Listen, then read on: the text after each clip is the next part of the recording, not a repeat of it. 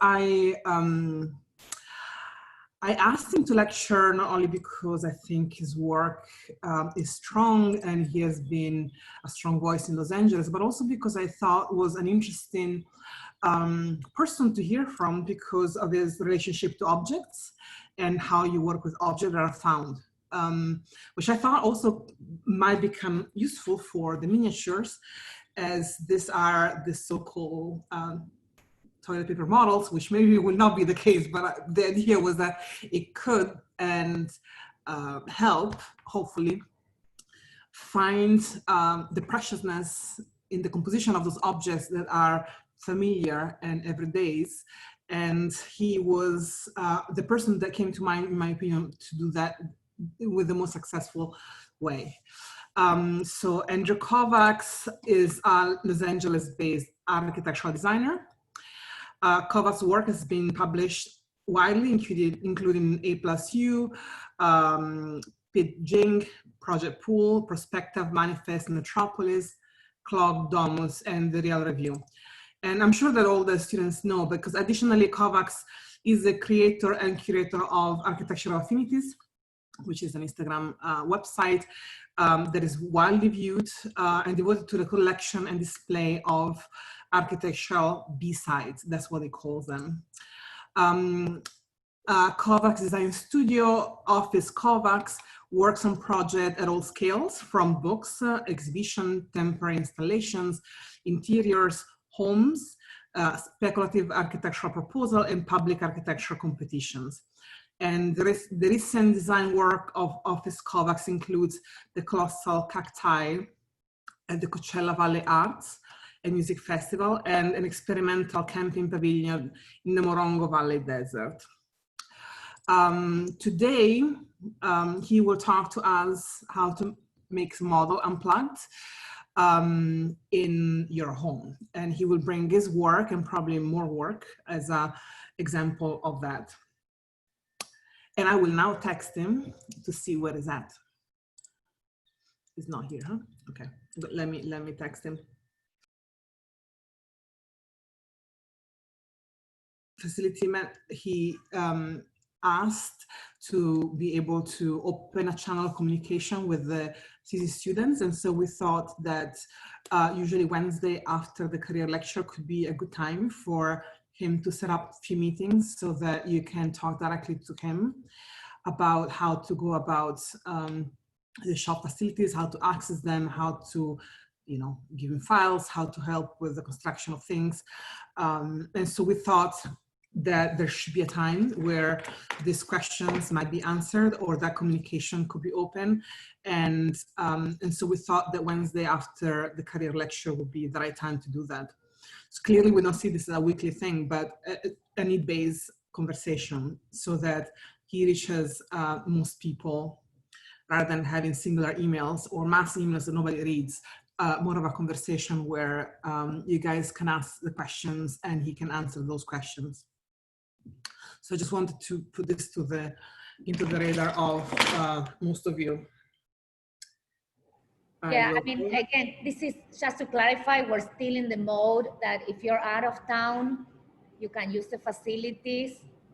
We made a list, we send it to Rodney. You should be communicating with Rodney if you're out of town to what you can do, how you can do it in order to have it ready for July 1st. But if you, for everybody, it's going to open right after miniature. So you might want to start planning. And so we're planning towards that opening date of the shop to everybody towards midterm review. So just, I wanted to clarify that the meeting is just going to set you up to see how we're going to start working on after miniatures review. But we stay with our rule that if you're out of town, you can print. Yeah, okay. So I see Andrew there, so. Hi, everyone. I already introduced you. The students are looking forward to your lecture. Sorry, I didn't wait for you, but I just wanted to entertain them for the first 5 minutes. And so we're happy to have you, and you can actually share your screen and start the lecture right away. So I introduced you and introduced you why your work fits into the work of the students and why we think it's important for them to listen from you, and we're very happy to have you. Yes, I'm sorry I'm late. Thank you for having me. For some reason, I thought it was yesterday. I mean, tomorrow. I really appreciate Elena sending me the reminder. Actually, I just went swimming. So I got out and then I got it. I saw my email from Elena saying, we're waiting for you. And then I looked at my calendar and I was like, oh no. So I'm really sorry that I'm a little late, but I will share my screen. Let me see here. One second. Just give me a second.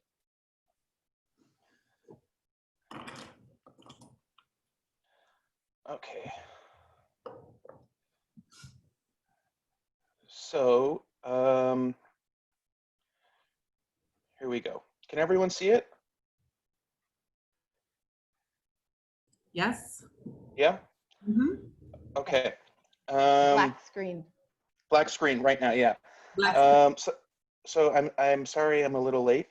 So normally I like to start my talks with this quote. It's a quote I discovered from Robert Venturi in a first edition of Complexity and Contradiction. It was a dedication to whoever owned this book before. I'm not sure if you know who, everyone knows who Robert Venturi is, but you should look him up along with his wife, Denise Scott Brown, and the work they did. So this was a book that Robert Venturi wrote called Complexity and Contradiction from 1966. And in this book, this was a dedication written by Venturi to someone else, but it says, you don't have to like something to learn from it. And so I always felt that that attitude was not only a great one to adopt, but very relevant, say, in the work that I do. And I know Elena asked me to talk about collage, and I'll get into it. But I thought I would start kind of with this project, Archive of Affinities, and I think that the Venturi quote, I think, really sums up the ethos of the project of Archive of Affinities. So Archive of Affinities is the longest continuous project that I've worked on. Probably like in September, it'll probably be like 10 years that I've worked on this project. So it's a project with no deadline, no client, no budget. It's really like a kind of personal project where I sort of go and I search for images through the history of architecture and look for what I at one time called B-sides. So not say projects that are part of the canon, but say work that exists on the Just a note periphery. that we're looking at a black screen. Is that's your plan? Or No, okay. no, I'm so sorry. So what happened there? So we're looking at it. Maybe, you know, sometimes when you go full screen, it doesn't go next. So you have. I see. So I'm sorry about that. But Yes. can you see it now? Yes. Yes. Okay. Yes. So sorry about. I'm so sorry. I had no idea. You No never kind of problem, no know. problem. We were like, we thought that you were quoting. So now that, yeah, we're good. So now you see the quote. So I'm sorry. So I was late, and then now I had a technical difficulty. So I already have 2 strikes This against me. happens all the time, by this- the way. This always happens. Yeah, So. we can handle it, Andrew. We can handle it. I have 2 strikes against me in this presentation. Oh, wow. So this is really off to a great start. So sorry about that. So anyway, so here you can kind of see. So Elena asked me to talk about collage, and really, if in order for me to kind of start talking about collage, I think I mean I have to kind of sort of introduce this project, which hopefully all of you can now see on your screens. And so I would say that project has a number of different parallels with other types of projects in the history of architecture, but also in the, say, history or also within the discipline of art history. And so maybe the first would be, maybe some of you have read this essay. It's a really great essay by Colin Rowe, written in the, I believe, 1949, called Mathematics of the Ideal Villa. And in this essay, Colin Rowe teases out the similarities between similarities and differences between 2 villas, one by Palladio and one by Le Corbusier, right? And it's really this kind of comparative method that drives this essay. And I'm sort of bringing this up because I think the comparative method, in a way, is a little bit of a precursor to collage, because, or sort of has a connection to collage, because at least in the way that I sort of think about it, collage is the comparative method collapsed, right? Where the distance between, say, these two plans used to compare them, the physical distance, literally the distance on the page, is collapsed, where these start to get pieced together.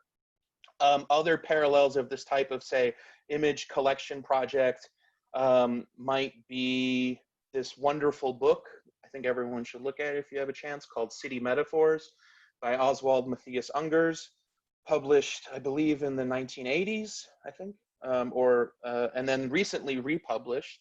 But this kind of amazing book where there's a number of spreads, and on every spread there's the plan of a city or a diagram of a city or a map of a city and a visually analogous image that then shares one kind of verbal theme here, at least appendages, and then also kind of written in German, right? So it's sort of, you know, many pages, this book, with examples like this. It's also just like a kind of great design reference if you're stuck. Or say in the art world, someone like Saul LeWitt and his book called the Autobiography. Or now we have a kind of new version of this with the proliferation of the internet. So for example, here, a now no longer active Tumblr site called F Yeah Brutalism, where you have this kind of collection of images. So for me, this kind of image collection project is really important also in that it lays a kind of foundation, or say collection of material that then becomes useful towards collage. Here, for example, also from art history, the book Atlas, another kind of great visual reference. The book is called Atlas by Gerhard Richter, and so on. So this is another great one, but I'm sort of introducing these as something that I'm constantly thinking about, like say architecture dictionaries, image banks, these types of collections. A number of architects make them. This is one by Allison and Peter Smithson called The Heroic Period of Modern Architecture. And so sort of what I appreciate about it as a document is it's almost like a kind of it's almost like a blog in a book format, or a proto blog in a book format, right? So where you have the most basic information, say the images, the year, who did it, the location, etc., etc. So I sort of kind of mentioned this a little bit, but I think that these sort of image collection projects and in thinking about collage become linked together in a way, and that you know, there's a sort of architects collect material. Before the internet, architects maybe would collect slides from a slide carousel, or postcards that might serve as a kind of visual reference. I think, you know, that is now changing. This idea of a kind of image bank is now changing also with the idea of the internet and say the content that one might collect. And in the past, I would say architects and people involved in architecture, architecture historians, critics, etc., have used the kind of say like the format of the image bank to also say map out various movements. So this is a chart that I really love.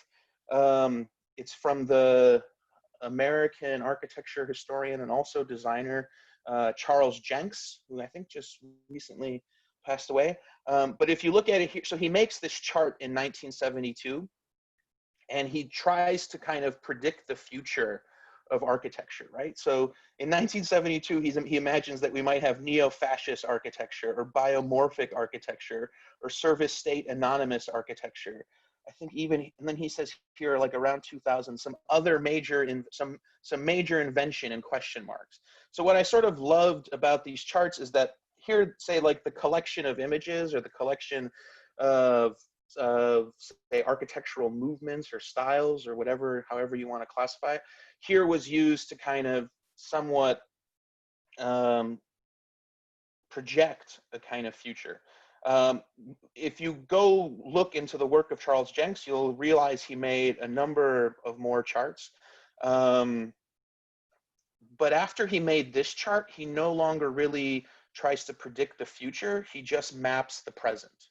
He just maps the present that he's in. And so I don't know, for me, this chart kind of has a sort of unique point. I mean, it's the first one he makes, but it's also very, say, forward looking. So here, for example, are other charts full of, say, usual suspects, like we could call them within the discipline of architecture. But these are two charts he makes in the 1980s. You can find them in a special edition of A+U dedicated to the work of Charles Jenks, where he tries to divide what he sees as current trends between two major themes, postmodern and late modern. And you know, there are many things that I would say are problematic about this. I mean, it's a little bit like a yearbook of, say, like the Boys Club of Architects. There's a lot of, say, like men that appear in these charts, but at the same time, there's something kind of interesting about them in that there's an attempt to, say, map the field or map the discipline. And I think, for me, maybe some of you have seen this film School of Rock, but it sort of resonates a little bit with this chart where Jack Black, you know, in this movie becomes a music teacher and sort of shows the relationships or, say, affinities between different movements, right? And so affinity is a really great word because it can mean something that I myself might have a personal predilection for, something that I like, or something that might have a relationship to something else. And so, you know, how this plays out in terms of collage, I'll sort of start to get to it. But the project, so this is probably one instantiation of Archive of Affinities, this project that I sort of worked on, here as a very large wall collage, 8 feet by 8 feet square, that was exhibited at the Graham Foundation in Chicago, maybe in like 2015 or 2016 as part of a book series called Treatise. And so this massive wall collage consisted of images that I had sort of collected as part of the project of Archive of Affinities here, arranged in the background. Images that I would kind of take from that collection to make, say, other images through a collage-like process, as well as physical objects that I started to collect that I would use to, say, collage into physical models in this freestyle kind of way. At other times, the collection, so this is another sort of version of Archive of Affinities exhibited. So Archive of Affinities really exists as a kind of like social media account, I guess you could say, or a single folder on my hard drive where I collect all these images, and then at times they're displayed in different ways. Here at a gallery in Chinatown, where many of the images collected were silkscreened onto a wall. And so, as I mentioned, also, there's a desire, as if collecting images wasn't enough, I also collect these physical objects. Now, one thing to kind of mention, I would say the overwhelming quantity of material that I share on Archive of Affinities, at some point I have scanned it from old media, right? So it's so it's not just simply images I find on the internet and then reshare. It's sort of images that exist in, say, old magazines or books that I seek and search out, and then I document them and then adjust them and then scan them and share them. But the scanner, and I'm sort of showing this here with the physical objects, because the scanner, at least this sort of book scanner, acts as a kind of flattening device for physical objects, right? And so in some ways, kind of not, say, replacing drawing, but maybe kind of parallel to drawing, many of these physical objects that I gather, I use the scanner to document them, and here in, say, 2 views, as if to suggest maybe a plan or elevation. And I'm always kind of looking for, say, objects that I would argue have some kind of architectural affinity. So maybe like souvenirs, right? Or kind of a column that you can purchase for a wedding cake, or everyday objects that are oversized. For example, here, a colossal dice, or a brick, but rather than it being made out of clay, it's made out of foam, so kind of toy brick. So there's always this kind of element or aspect, say, of defamiliarization and, say, collecting these objects and trying to make them useful for the production of architectural models.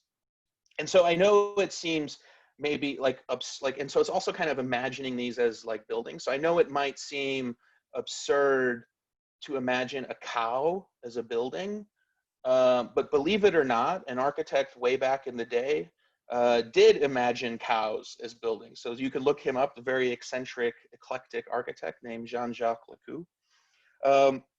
And so this becomes, in a way, sort of part of my process.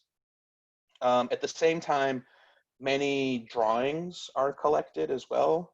For example, here, a collection of 25 square plans. And so kind of going back to this idea of, say, a B-side, or things that are not part of the canon, but maybe have a resonance within the ideas of the discipline of architecture. Like, so one of maybe the sort of, when I was thinking about it that way, this is from a while ago, but one kind of example would be this particular document. So this is not an architectural floor plan. In fact, it's a patent drawing. It's a patent drawing for the board game Clue. But it's somehow, but at the same time, the design of it is that of a 9-square grid, which for a very long time was this trope in architecture, architectural problem. And in some ways, you could kind of read the patent drawing for the board game Clue through the lens of the disciplinary problem of the 9-square grid, but yet Clue was somehow outside the discipline of architecture. So could you not somehow link and connect those together? So that was kind of like, I would say, sort of the things I was interested in collecting, but also, you know, kind of things that exist maybe on the edge of what would be considered the discipline of architecture. So here, everyday objects is architecture. So most famously, kind of Frank Gehry's Fish, another patent drawing, but here a patent drawing for a duck, which, if you know the history of the duck and the decorated shed, it's sort of funny to see a patent of it. But then at the same time, work by artists whose subject matter is architecture, right? So Klaus Oldenburg imagining a plug as being colossal, or Saul Steinberg here imagining a dresser as a work of architecture. And so these types of collections kind of emerge out of the project of Archive of Affinities. I'll just this is just kind of quickly to show you like how Archive of Affinities has sort of changed over time. So it's started in like, started doing in 2010, but then it kind of evolves. And now there's a kind of, at least sort of in loose intention to try and say group things as I'm kind of doing them, or it's kind of like curating on the fly. Another kind of thing that I sort of love that has kind of emerged out of the project of Archive of Affinities are a number of these advertisements for architectural products that appear in magazines from the 1970s and 80s. And so maybe some of you have learned this in your history class, but the sort of well-known architect Bernard Tschumi in the late 70s made a number of theoretical advertisements for architecture where they were not intended to sell products. But if you actually kind of go look at the advertisements from the same time period, you'll see a kind of unique way, say, of selling these products, kind of using aspects of humor, surrealism, elevating everyday mundane things into a kind of high form. But there's also a kind of, I would say, aspect, say, of communication or visual communication in terms of trying to reach a larger audience with these advertisements. So this is a kind of, I would say, sub-project of the larger project of Archive of Affinities, right? Or so, for example, here, a kind of sink being imagined as a work of art in a gallery. And so, you know, one of the things that I really like to kind of collect are floor plans. And so I sort of showed that image or that spread from the Mathematics of the Ideal Villa, where you have a kind of comparison. So and during that moment, I sort of mentioned collapsing the distance between comparisons. And I would say one image that really starts to kind of sum that up here is this particular image by Le Corbusier. I think it's from 1929, where he shows his plan on the left here for Paris, right? And so this is Paris. And he basically is proposing to kind of like, you know, demolish everything that's underneath here and sort of, you know, have his new radical vision replace it. But I think this image, you know, despite its craziness and radicality, is really a type of collage for me, right? Because you have drawing with aerial image, right? You have something that's really kind of high, isolated, versus an urban fabric that's dense and low. So and in some ways, Le Corbusier needs the remaining of Paris to argue for how radical his proposal is. And Paris, in order to argue for its preservation, maybe needs something as extreme or as radical as Le Corbusier's proposition. But so here, really, the distance between comparing them is collapsed, where they're really pinned next to each other, or I would say contiguous, touching, but where they start to work in conjunction with each other. And so that kind of, these are some of the first sort of experiments in thinking about kind of architecture and collage that I started to do. This is from 2012. So from this kind of collection of images that I had gathered from Archive of Affinities, this would then become the material to, say, make new speculations, provocations, architecture competitions, material for exhibitions, etc. So I started to kind of take entire wholes of things that I'd collected, fragments, and piece them together into new compositions, right? Really, there was no client involved. They were just made for fun.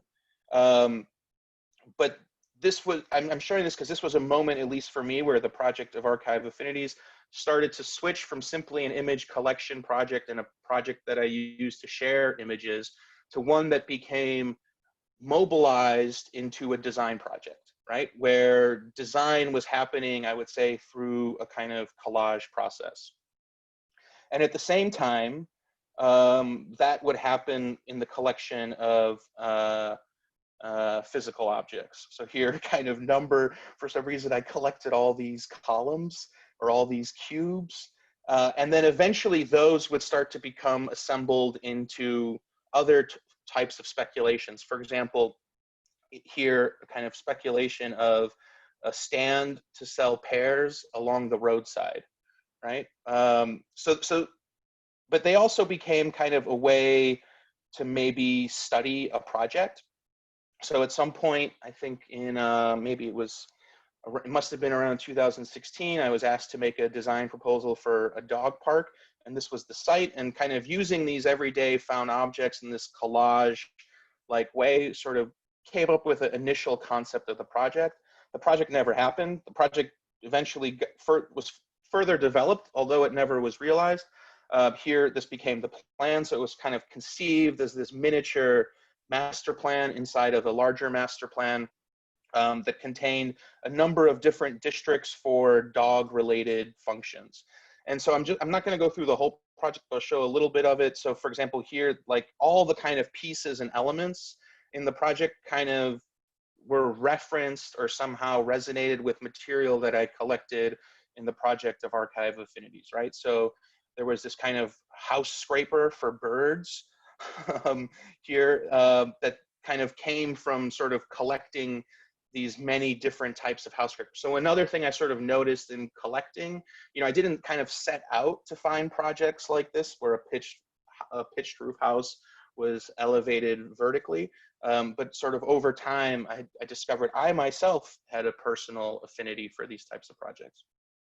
So, you know, images I collected were assembled digitally, but then at the same time, physical objects were assembled into these new types of proposals, which really led to this kind of, I would say, idea of freestyle model making.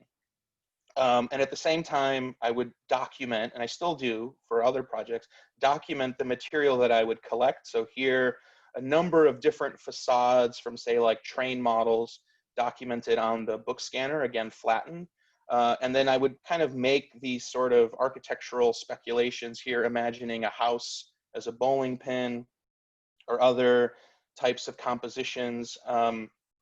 that would then, for me at least, become useful in the development of other projects. And so what I mean by that, like, for example, a few years ago, we were asked to participate in an exhibition in Hungary, in an old school, I think it was a decommissioned elementary school, where a group of architects asked, I would say, 12 architects and designers, artists from around the world to make a kind of wall mural, right? So there's this kind of like flattening aspect in using the scanner where it becomes very 2D, which is sort of helpful, at least in my view, in terms of thinking about collage.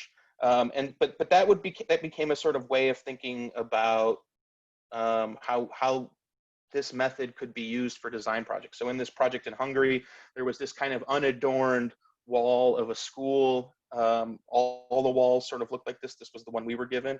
And kind of, through this process of, say, playing, or a kind of freestyle of, say, adding, there were these existing tiles of the wall, so we decided to change their color. Then we added a kind of generic siding facade with windows, a pitched roof. We turned the pitched roof into have a brick pattern, added this circular window, a kind of sort of this pipe, and that became this kind of method to, say, generate design, I guess. And so this is a kind of realization, I would say, of that work. Here you could see others, kind of wall murals as part of the project. So this material that I was collecting, I would document it as part of this project for Archive Affinities, and so it was physical, it was digital, and then once these images were digitized, I would kind of play around in Photoshop, making these types of facades or speculations. At the same time, I would also do them physically, and eventually they started to pile up into these physical models. Here, exhibited at a gallery in Chinatown. This project has no client. It's simply made as a speculation, but it's made as a speculation for, say, a new form of collective living, right? And so all of these pieces at some point are just like found in the world. And that's another, say, aspect of this freestyle model making collage type work, right? So I'll go to various different locations to collect them. And at some point, so there's a lot of material kind of produced, but each was a kind of sort of step. And at some point, the models were also much more extreme, or you could even say aggressive. But here, the kind of idea, rather than thinking of it, this sort of idea maybe came right before thinking about this proposal for collective living, and kind of evolved out of my master's thesis, which was a project which Archive Affinities also actually was started right before I did my master's thesis and became part of my master's thesis. But you would have this architectural mountain, a useless architectural mountain of trash, sited in the geographic center of the United States, where the users would become architectural mountaineers and climb through the debris of useless architecture.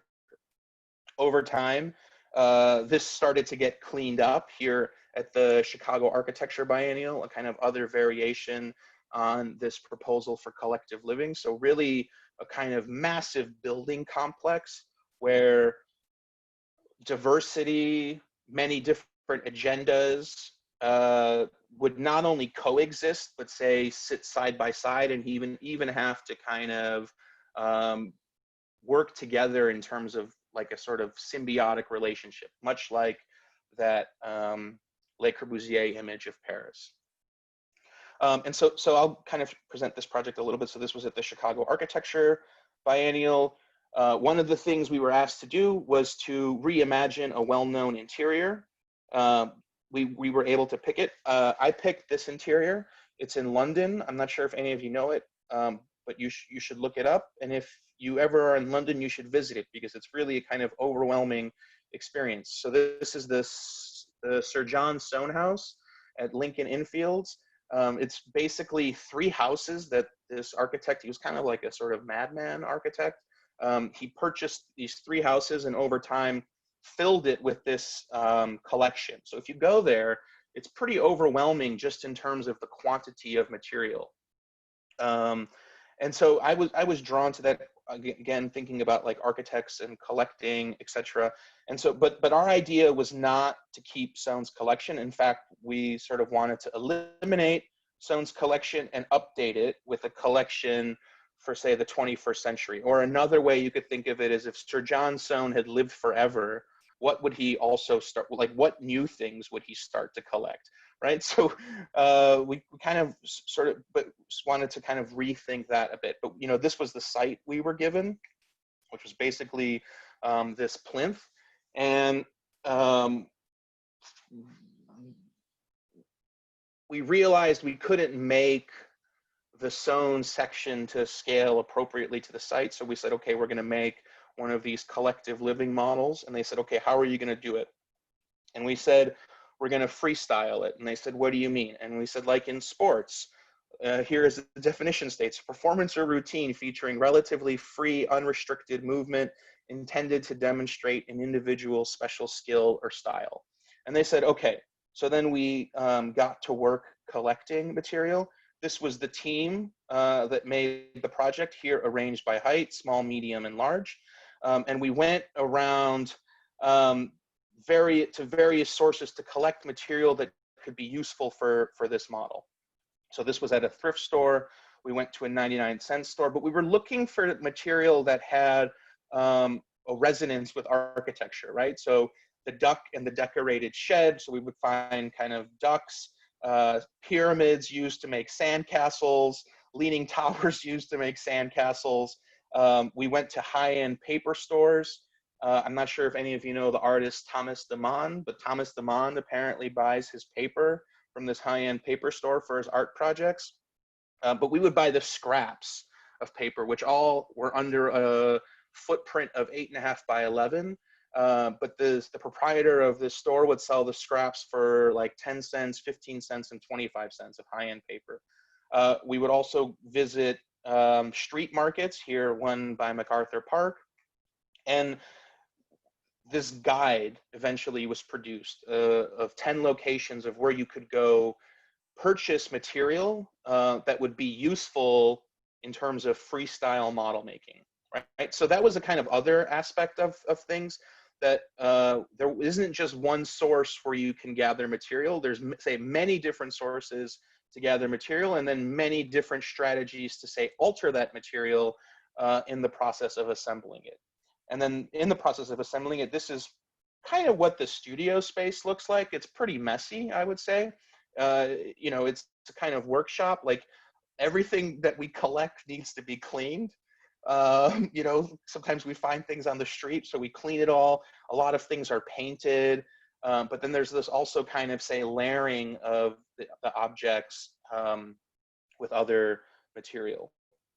So yeah, so for example, here you see material being cleaned. This is, I think, like a drawer purchased from a Goodwill. This is a cupcake that's used as a piggy bank. Here you could see where the hole was to place money, but we would sort of patch these objects up or alter them a little bit to make them useful for our architectural model. So this cupcake piggy bank became patched up and altered, really to kind of celebrate its form, I would say. But then again, like everyday objects, for example, here, this is the cap of a glue bottle, was sort of cut up into pieces and used to become a planter in the model, right? So there was this kind of obsessive level from the overall composition down to the detail of how we could use these everyday objects in constructing the model. This is what the model looked like maybe about a quarter of the way through. So it's an incredibly dense construction. But even the pieces that are far deep in the model were given the same kind of treatment, right? So everything, like it wasn't just we went to the store, found things, and then threw them in the model. Like everything, there was a long process between, say, when things were collected, we sort of evaluated them, then we started to alter them, and then they became their own mini compositions. And then at some point, these mini compositions started to aggregate into a much larger composition. And then, you know, so you know, I show this slide just in terms of like thinking about representation and drawings. We didn't make drawings for this new proposal for collective living.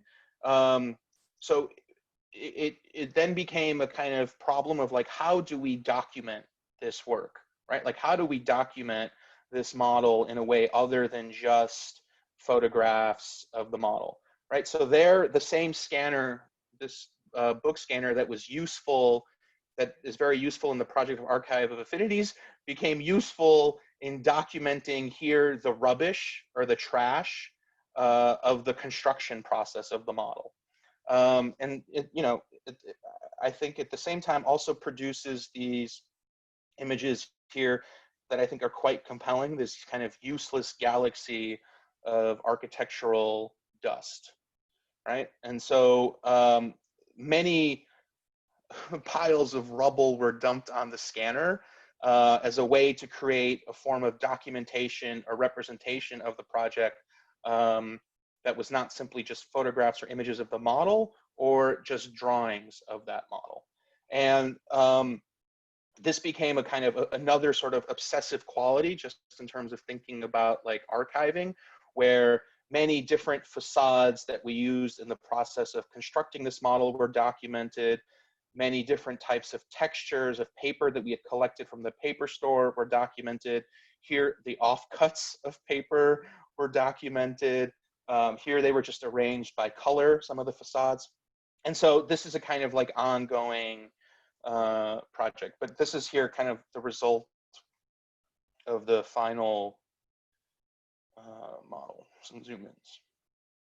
It's a SpongeBob. There's the cupcake. And then this is the model in downtown Los Angeles before it was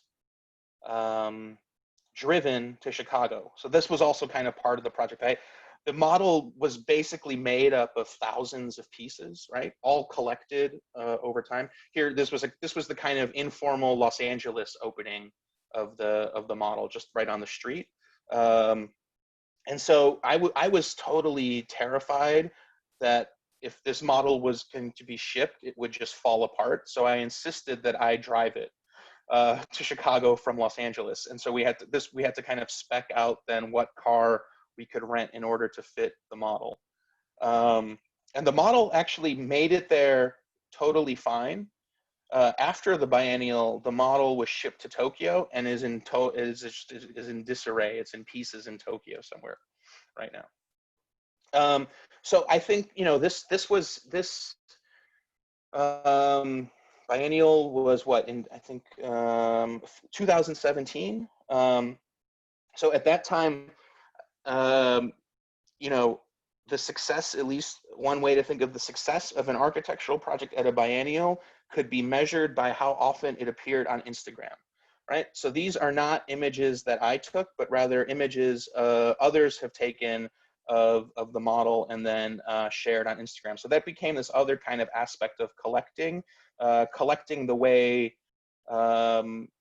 everyday people would sort of circulate the work in a kind of public sphere, right? And so, for example, here, I don't know who core_me_Adam is, but Core Me Adam called it Island of Misfit Architecture, #neo-postmodernism. And then Keon Hole said, you just don't like postmodernism, hashtag bring postmodernism back. And then Emrose Price just said, #grateful. And so I think that's kind of interesting. I mean, this is an old statistics, but I think that's kind of interesting in terms of thinking about this statistic. So this is from 2016. So it says every minute or every 2 minutes, humans take more photos than ever existed in total 150 years ago. So I think that is a really profound thing if you think about it just for a second. So like every 2 minutes, we take more images than existed in total 150 years ago, right? So there's this kind of endless and accelerated proliferation of images that we encounter in our everyday lives, right? Like this kind of bombardment of images, either you know, on our social media feeds, and everyone is participating in it in some capacity, right? Whether you're an architect sharing your own work, or you're a student sharing student work, or, you know, you're sharing kind of inspo, for lack of a better word, we're constantly sort of bombarded by this. And then I think there are these other platforms like Pinterest and Tumblr, which I see their value, but also start to actually, I think, chip away a little bit at kind of what we call the discipline of architecture in a productive way, I think. And so maybe some of you know this, but this is when Facebook's algorithm failed. This is how Facebook's algorithm reads images. So it says image may contain night, sky, and outdoor. Image may contain flower. Image may contain tree, sky, outdoor, and nature, right? So all these tags. Image may contain people standing. I think if Facebook's algorithm was to fail with these images, it might say image may contain pink wall. So I'm not sure everyone knows it, but this is actually a local highlight. You can go visit it. It's the Paul Smith Wall in West Hollywood, which has become this kind of iconic Instagram backdrop. At the same time, there has also been some resistance to it, right? So for example, here in art, but even the resistance, I would say, reinforces it as this kind of selfie attractor and location, right? And so one of the things that I kind of love about this location, I mean, it's a pretty straightforward building, and it's a relatively blank wall that has just been colored pink, right? That people swarm to effectively to take these kinds of selfies, right? These very composed shots. But as soon as you move the camera, like for example in this image, you see people interacting and engaging with architecture and public space in a way that's different than, say, every other normal building, right? So this is the Paul Smith store, that there's this kind of parking lot in front of it. And here you see kind of people, you know, engaging in the built environment in a totally different, non-normative way.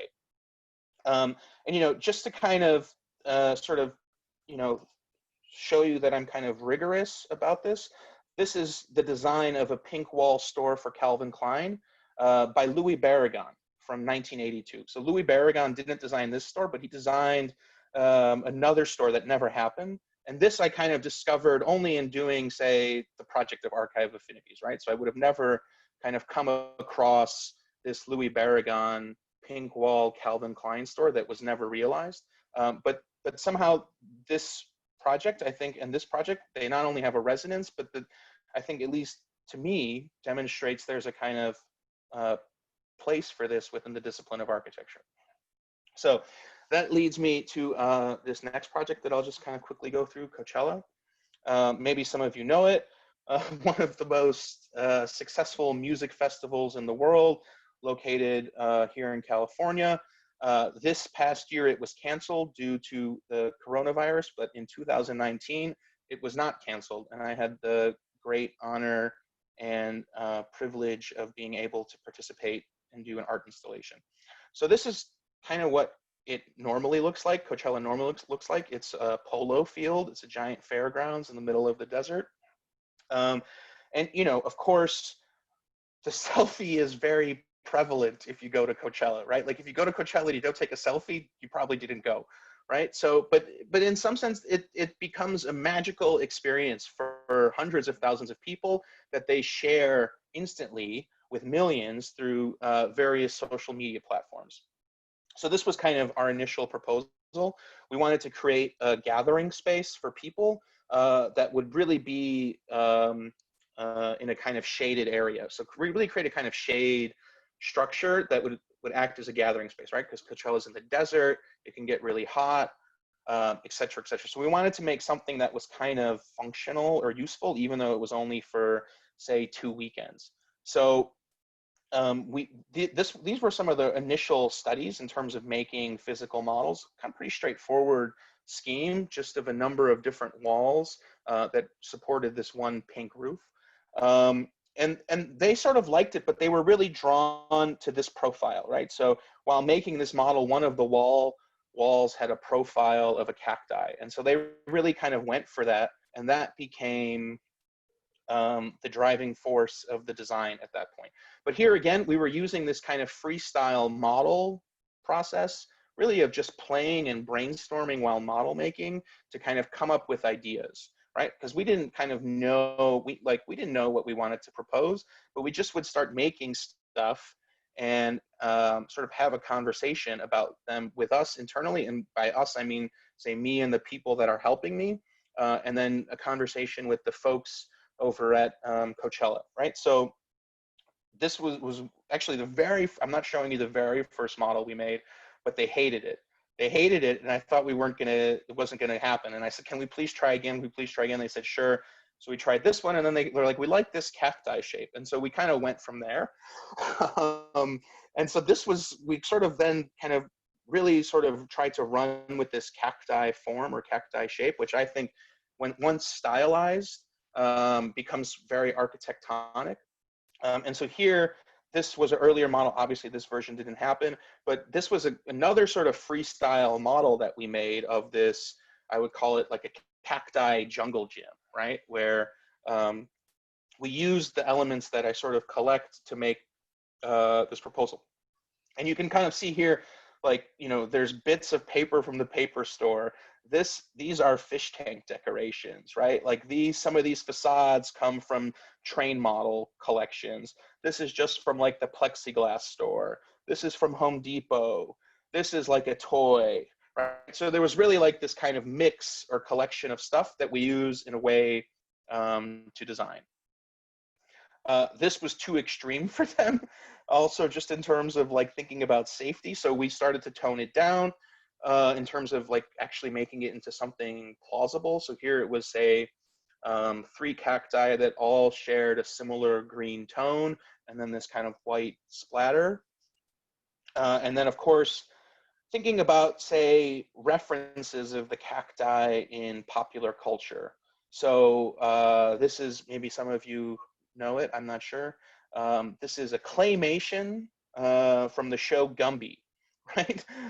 There's the show Gumby, and then in this episode, it takes place in the desert, but if you kind of watch the background, there are all these kind of funny little cacti shapes that appear. So that became, you know, we were kind of tried to become sort of experts in the way cacti had sort of infiltrated popular culture. For example, here, which was prominently featured on a t-shirt a while back.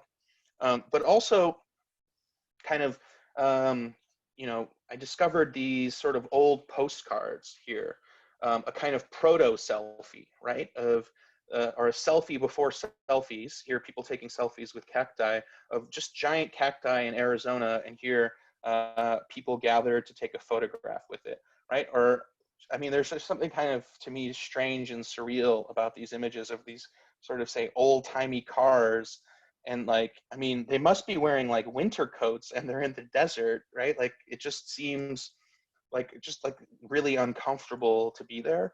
But there's something, I think, about these images that also resonated. So this became the final proposal that we submitted. Again, we didn't actually digitally model this at all. We just made physical models. And again, this kind of freestyle process, like you can sort of see here, this red is a little different than this red. And the result of that is really just, we probably didn't have a piece of red paper that went the whole way, because when we would buy paper from the paper store, it was all less than a footprint of 8.5 by 11, right? So inevitably that became part of this collage process, right? But we had sort of proposed, again, this kind of gathering space, where each face of the cacti would have a different color. And so this is from the submission package.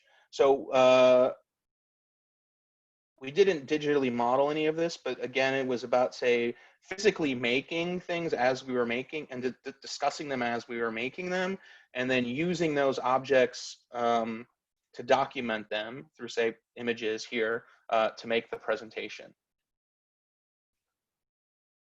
And so we had initially proposed a grouping of 4 cacti, and then they said, okay, it's great, you're gonna do it. We wanna do the cacti, but can we have 7?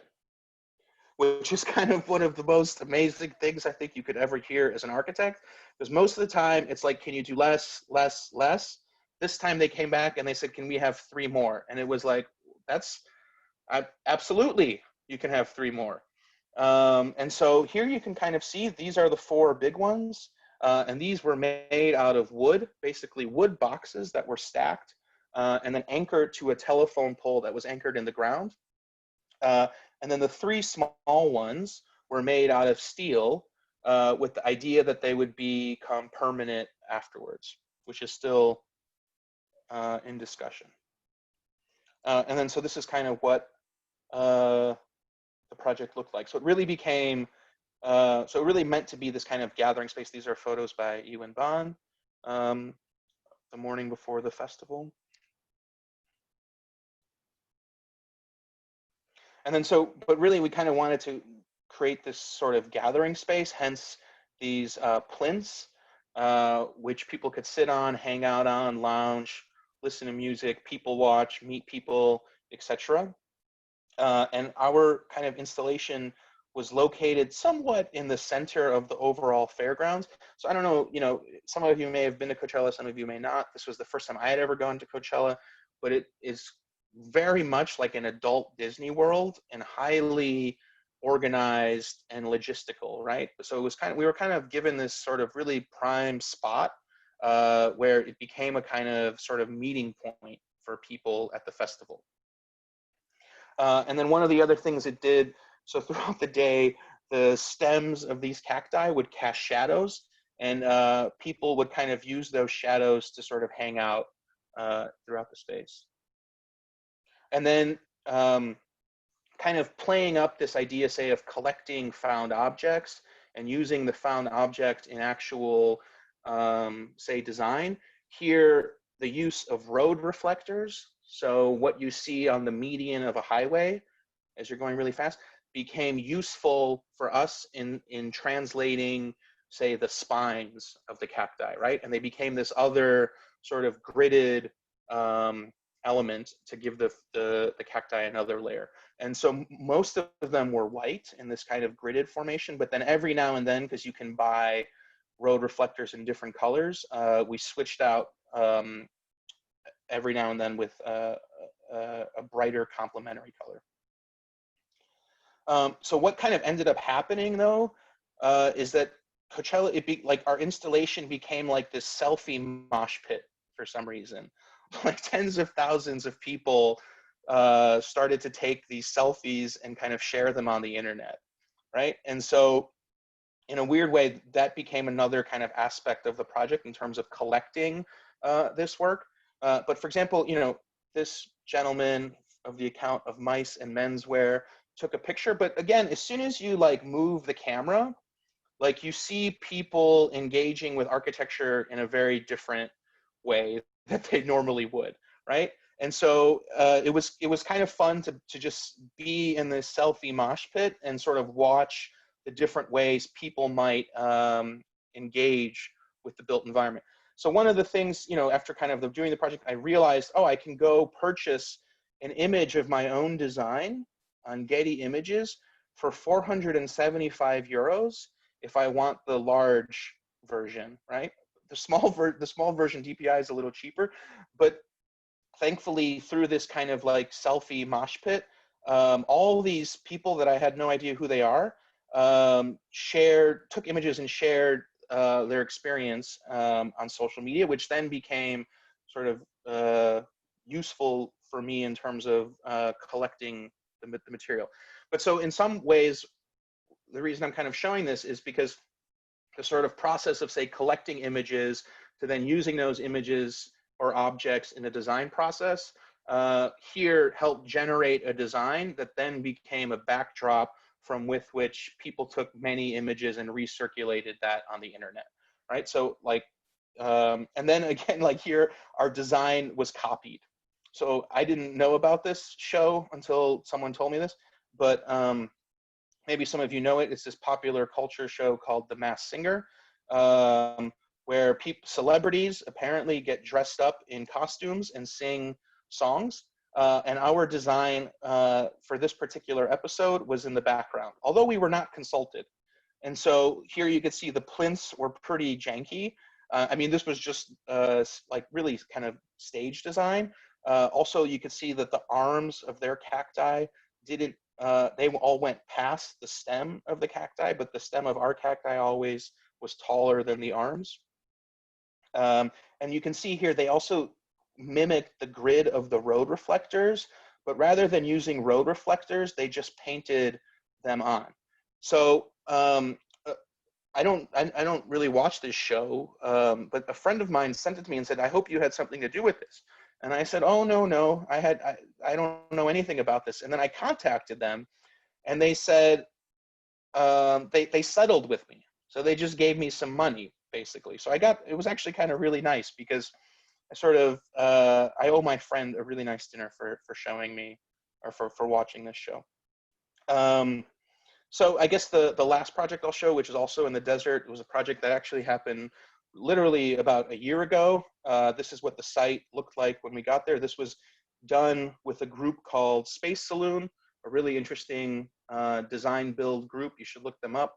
And our particular project, I collaborated with an architect from New York, a licensed architect named Kyle May. And so this is what the site looked like. So I would say this project is a little bit like, say, design, build, freestyle, and collage, right? Like it's sort of trying to do, like, to scale up the method of the models into something much larger. And so this is what the site looked like. And then this is what we did. We worked, it was about a week. We had a team of maybe, it sort of shifted in its size, but maybe 10 to 15 people. And it was a pretty kind of grueling endeavor, because this is what it looked like before, and then a week later we did this. And our idea was basically to make a structure that could serve as a kind of pavilion that one could camp on in the desert, right?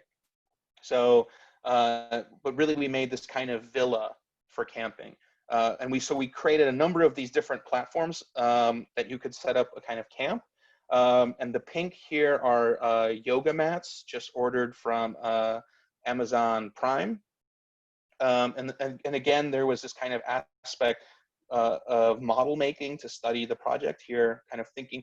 And the reason we called it dots was because we had this kind of grid of columns that would provide this rigid infrastructure within which we would then have a kind of flexible infill of deciding what each quadrant or dot might be. This is one of the drawings. Again, we didn't really make drawings. This was one of the drawings, just in thinking about what it might be.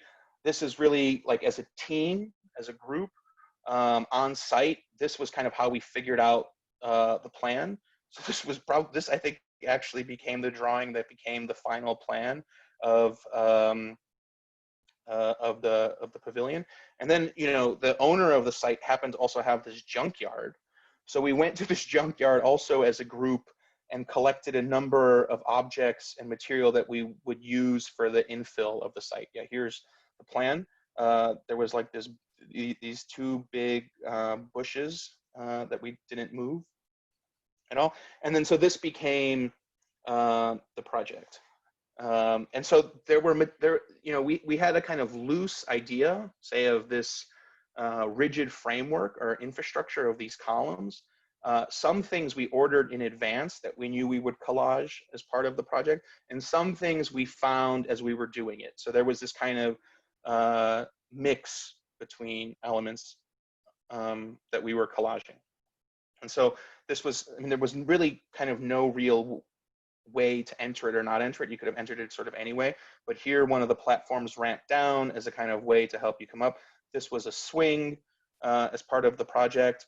This was jokingly what we said where you entered the project, this door that we just found in a junkyard. Then there was this kind of hammock that you could kind of hang out at. But the idea was that you would have a number of these different levels that sort of loosely stepped up that would provide views that you could use to camp at overnight. And I actually stayed there one night. And then one night, I think we also had so we also used it as a stage and had a band perform. And then on the top of each of the columns, for some reason, this was Kyle Mays, the architect I collaborated with, we capped each of the columns with a mirrored piece that would reflect the sky.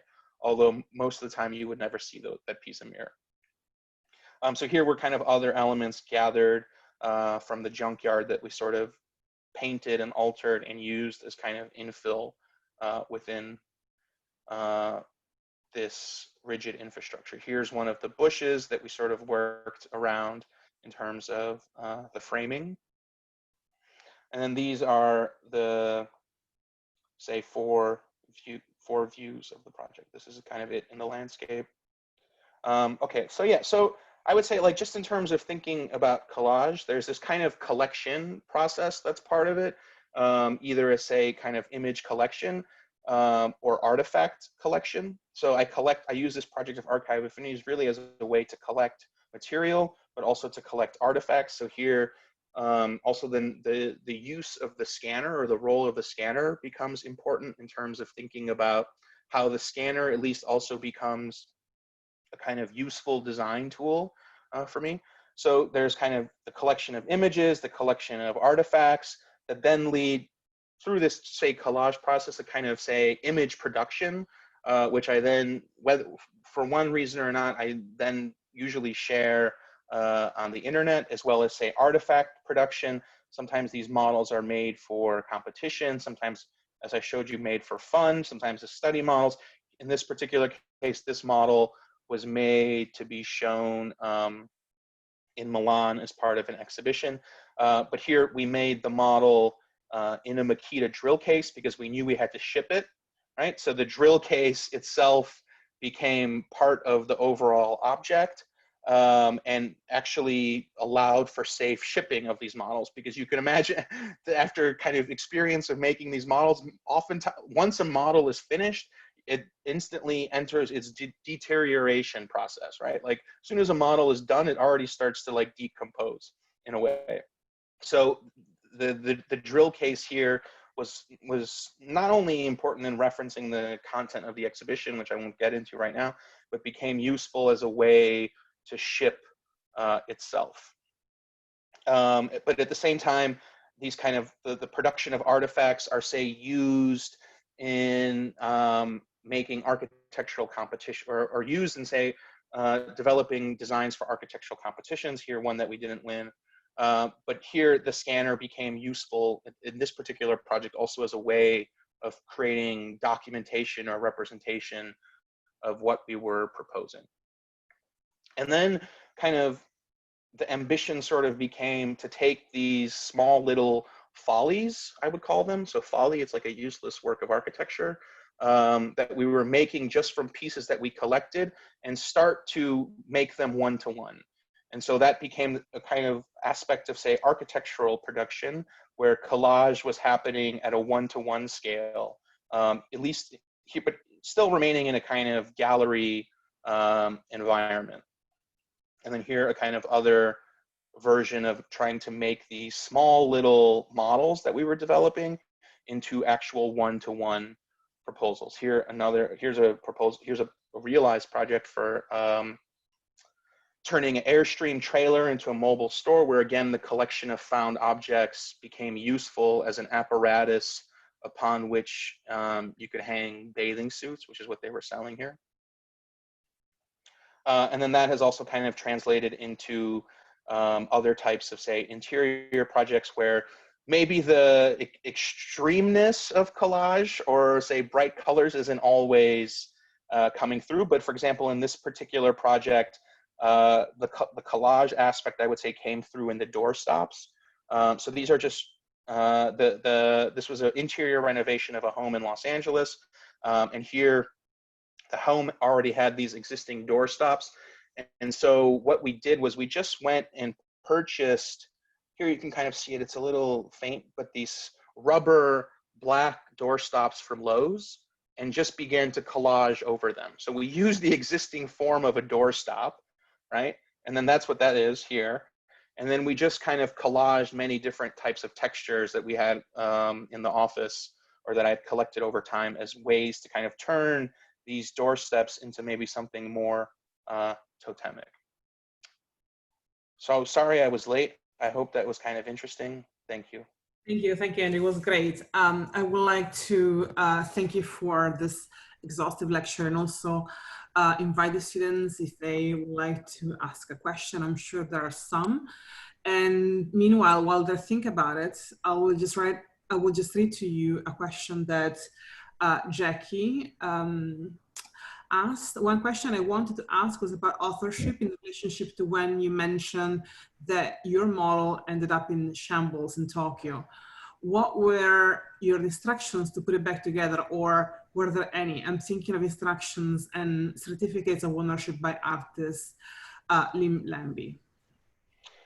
That's a great question. Well, I guess I'll just answer the practical question first. The model, I think, is still in pieces in Tokyo, right? Like, we've been trying to find a way to repair it. But in some ways, sorry? In some ways, it's okay that it's in pieces, because that's how the model, in a way, also started, right? Like, it was in pieces. And that kind of leads to the question of authorship. Which I think is a great one. So many of these models are made in collaboration with other people, right? Like, the model for Chicago that was shipped to Tokyo was made with 3 people, including myself, really. 3 people, including myself. And it was made over a series of months. And I would say that in producing that model, we certainly had a lot of discussions or kind of critiques, I guess, back and forth about what things could be. But, you know, maybe there's certainly multiple authors to the work that I do, right? But at the same time, there's also the author that made the thing beforehand, right? Like, so there's the author of whoever made the cupcake, which I don't know actually who made the cupcake, because we just found it at like a Goodwill. And we didn't really care to do any research into who made the cupcake. But there's also, I guess, that aspect of authorship, like someone else made that, but then there's an aspect of authorship in terms of altering those objects. If that kind of answers it. Yeah, it makes sense. I would like to invite the students, if they have questions, either to type them in or to just unmute yourself and ask the question. Hi, Andrew. I just have a question regarding color palette. Do you, over like the collection of these objects, and you said that you repainted some of them, do you have like a color palette that your office uses? Yeah, that's a great question. So I'm gonna just answer it quite honestly. No, we don't have a color palette. But I will say that, like, I like bright colors, right? So, and the reason I would say we don't have a color palette is because, like, I would say a lot of the times the material that I collect, maybe 80 to 85% of the time, that is somehow altered.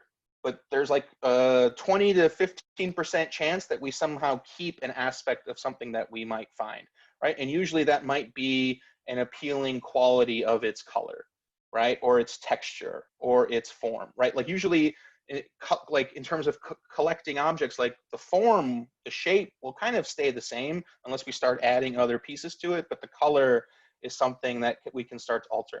I wouldn't say that there's a defined color palette other than, say, like, bright, fun colors. Like, that's the only rule for me.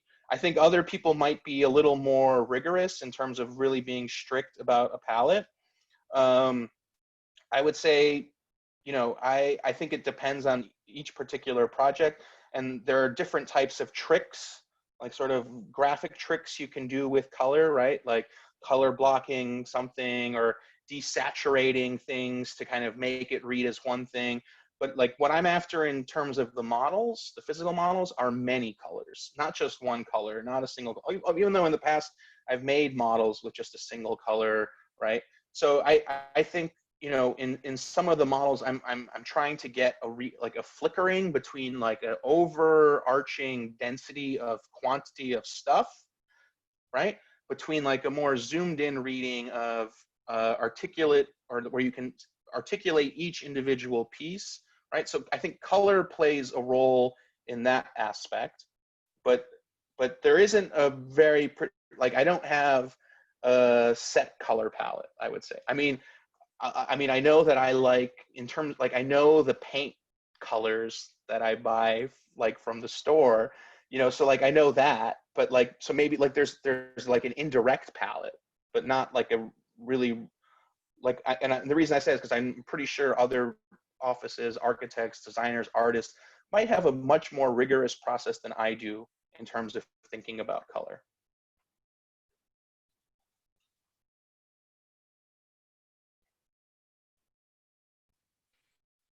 Hi, Andrew. I just have a quick question about how you go about collecting these items, because you kind of started the lecture saying that it kind of stemmed from collecting images, and then it turned into collecting the objects. But do you have like a certain criteria of the objects that you go out and buy and collect to create these models, or how does that work?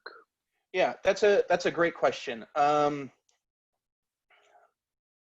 Again, like the color palette, I mean, I think that there's a little more of there's a little more rigor, I would say, into collecting, like how I collect the how we collect the objects. So I would say, like, the first thing is, like, I'm looking for things that have a resonance to architecture, right? So like the column, it being used in the wedding cake, I think is a very straightforward example. But another way that we started to think about it is because we, like, knowing that they would become these like immense compactions of many objects, right? Like, one of the things we would start to think about is like, well, how can one thing meet another thing, right? Or like the weight of something and like where it goes, right? Like something really, really heavy maybe doesn't necessarily go on the top of the model, but more towards the base of the model. In terms of, like, you know, I guess it's a little like, you know, like some chefs might go to certain markets to get certain vegetables or certain, you know, fish from here or there, right? Like, so like that's, I guess, like how I think about the locations. Like, oh, I can go to the paper store to get really high quality pieces of paper that I'll use to like patch and cover up a mass, right? Or so I mean, you know, I guess I'm looking for things that are useful in the construction of an architectural model that have a kind of architectural resonance, hopefully to a broader audience, right? And by broader audience, I also mean like not architects, right? So like, I think it's kind of safe to say that if you were to ask like a child to draw a house, they would draw something with a pitched roof. I think more often than not, I think that would be the end. So like, that is somehow, I'm not saying it's good or bad, but that is somehow like what is recognizable to a larger group of people as architecture, right? So I feel like there's that kind of pop aspect of things to try and make it not only disciplinary, but say something that's recognizable to a broader group of people. If does that sort of answer the question? Yeah, thank you. Okay. There is also a question from Nero. Hi, Andrew. Thank you for the lecture. My question is, how does the collage quality of your model translate to real scale architectural constructions? Do you think it is important to show the collage aspect of the architectural design, or it is only a process you take? Yeah, excellent. I think that's an excellent question. I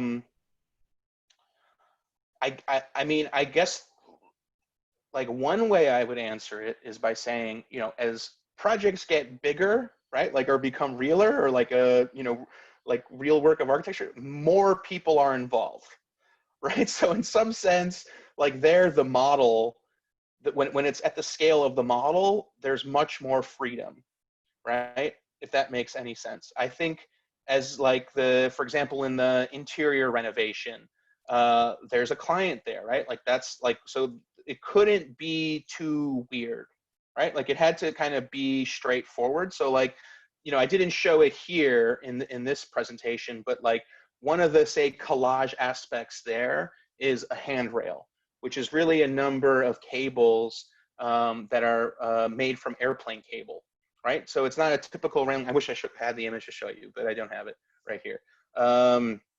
So I think like the collage aspect as things get bigger becomes a little more challenging just in terms of like who the client is. I would say that like in the other project in the desert, where it was really like a group of architects, artists, designers, and students, like there the collage aspect became a sort of like kind of one-to-one mix between, say, building material, right? And some of the kind of installations that I showed, like the collage aspect there is like purchasing an old window, right? Or going to a kind of, say, like architectural junkyard or building supply junkyard and purchasing certain objects that could be useful, that sort of collage against, say, typical building methods, if that makes sense. It does. Thank you, Andrew. Yeah. Other question, guys? Hi. I would like to know if you have a certain process of scanning 3D objects in order to be able to flatten it, and how the flattened objects then translate into your final model, because that's something that I have been working on in my thesis, and I wanted to know your process to it. Sure. Well, the flattening really comes because it's a book scanner, right? So it's because it's like a book scanner, what is produced is in 2D, right? So, but at the same time, like we've used the scanner to, say, document very small physical compactive collages, I guess you could say. And we've used the book scanner to document them there. I don't know if there's like a real relationship between, say, like the scanner and the models, but the scanner becomes useful not only as this kind of documenting, archiving tool.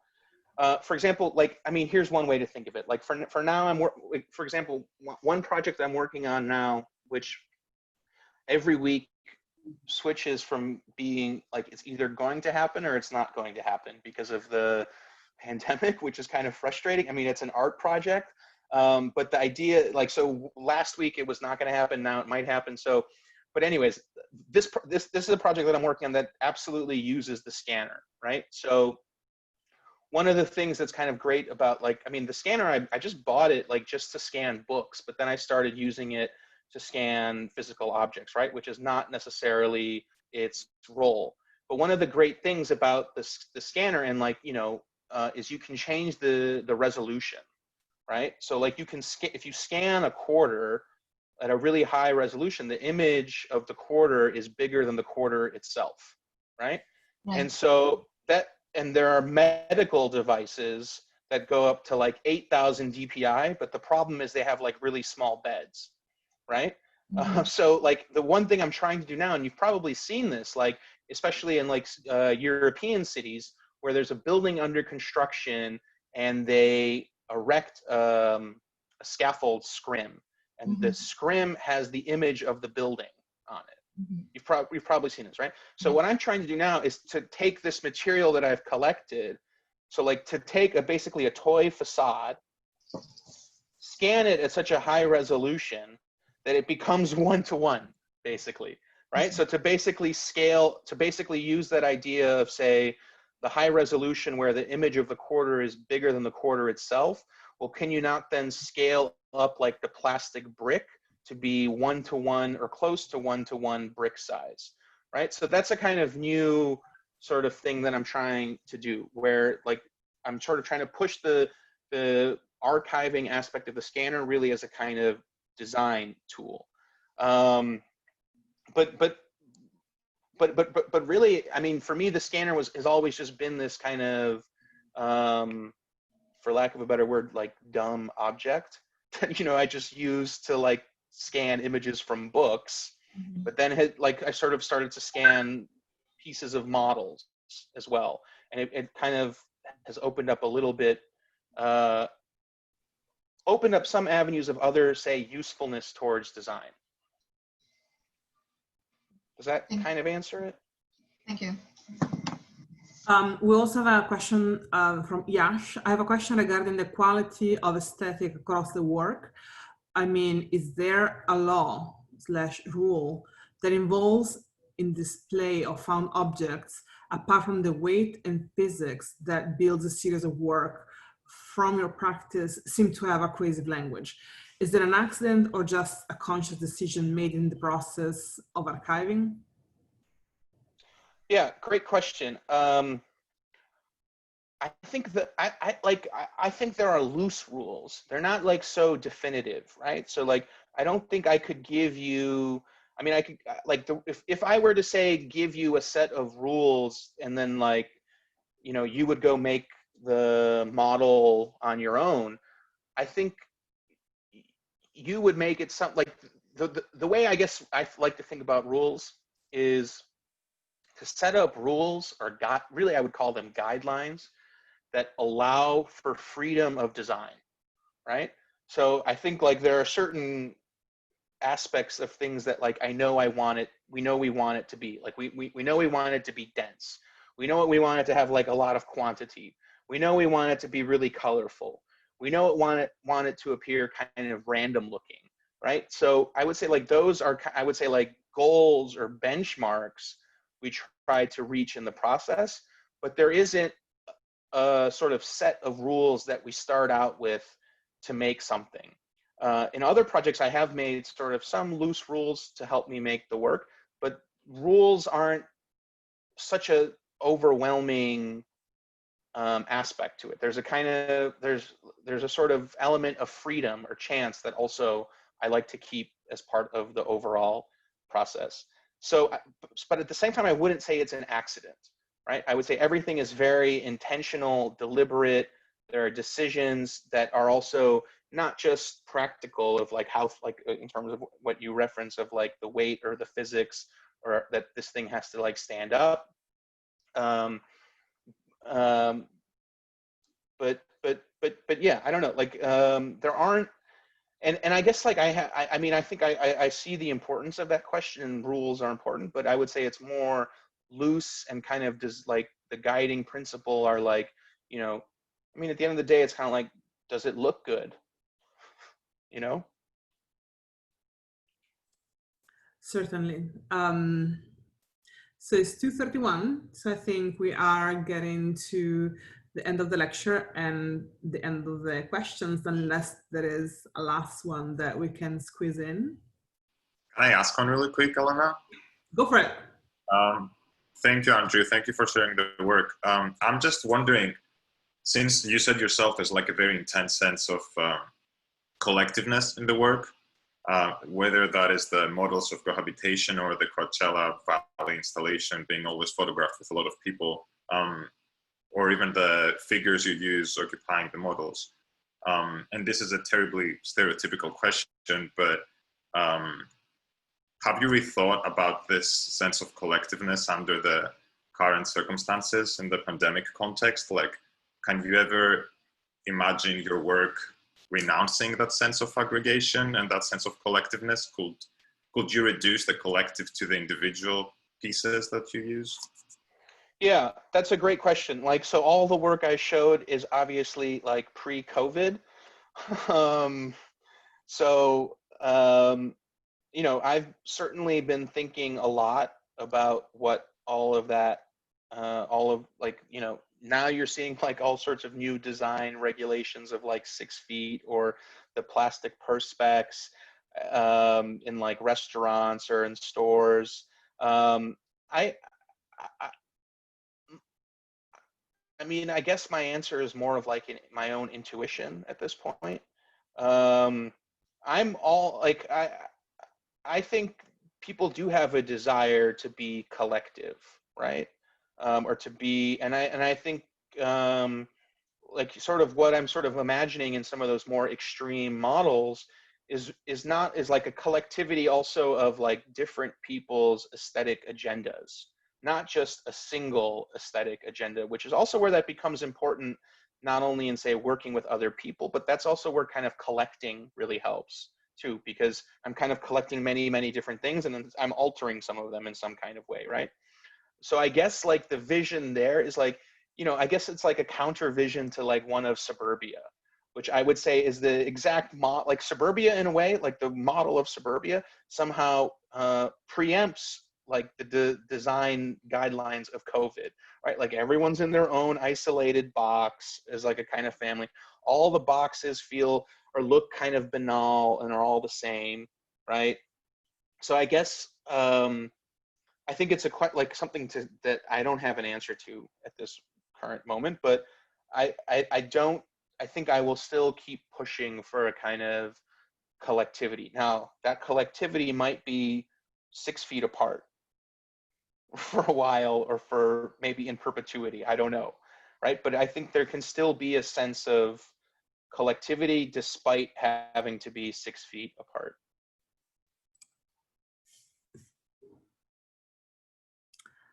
With a mask on. So again, I want to thank Andrew for his generosity and for a very good contribution to our lecture series. So thank you for sharing with us a bit of the background behind the models. I think it's very useful to the students that are now at home making the miniature models to see how miniatures operate in your work. The found object populate your fantasy and how then they relate to your architectural projects. So thank you for that. I think it's quite fitting what the students are doing right now.